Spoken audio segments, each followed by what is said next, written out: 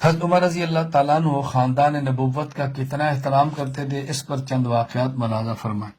امام ابو عبداللہ محمد بن سعد بن منی الہاشمی رحمہ اللہ وفا 230 ہجری الطبقات الکبریٰ میں نقل کرتے ہیں، حضرت عائشہ رضی اللہ عنہ فرماتی ہے کان عمر بن الخطاب یرسل الینا اللہ اکبر باحذائنا حتی من الرؤوس والاکار، جب کوئی جانور ذبح کرتے عمر تو ہمارا حصہ ہمارے پاس بھیجتے، اللہ اکبر، فرمایا حتیٰ کہ سر اور پائے سے بھی ہمیں حصہ دیتے۔ حضرت عمر کوئی جانور ذبح فرماتے تو حضرت عائشہ فرماتی ہے ازواج مطہرات کا حصہ ان کو دیتے، پائے بھی دیتے، سری بھی دیتے، اتنا اہتمام فرماتے تھے جس کا ہمارا کچھ اہتمام ہی نہیں ہے، اللہ اکبر۔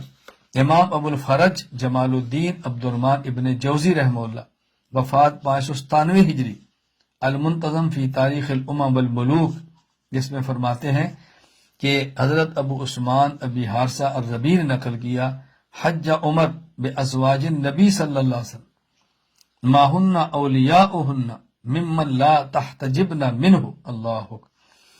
حضرت عمر رضی اللہ تعالیٰ نے اپنی خلافت کے آخری سال نبی کریم صلی اللہ علیہ وسلم کی ازواج مطہرات کو ساتھ لے کر حج کیا، لیکن کیسے کیا؟ ساتھ ان افراد کو لیا جو ان کے محارم تھے اور ازواج مطہرات سے ان کا پردہ نہیں تھا، ان کے محرم ساتھ لیے۔ وجعل فی مقدم قطارہن عبد الرحمن ابن عوف، اللہ عبد الرحمن ابن عوف، وفی مؤخر ہی عثمان ابن عفان۔ آپ نے جو لائن تھی، اونٹوں کی قطار تھی جس پہ سوار تھی، تو آپ نے سب سے آگے عبد الرحمن بن عوف کو کیا اور سب سے پیچھے عثمان بن عفان کو کیا۔ عشرہ مبشرہ میں سے دونوں کتنے بڑے لوگ تھے ازواج مطہرات کے اعزاز کے لیے، ایک کو آگے اور ایک کے پیچھے، اور ازواج مطہرات کو ان کے محارم کے ساتھ لے کر گئے تاکہ میں ان کا حج کراؤں۔ رسول اللہ علیہ وسلم دنیا میں نہیں ہیں، ازواج مطہرات ہماری مائیں ہیں۔ حضرت عمر کتنا ان کا اعزاز فرما رہے ہیں کہ شاید اگلے سال میں زندہ نہ رہوں، چلو میں سب کو حج کراتا ہوں، اپنے محارم کو ساتھ لے لو۔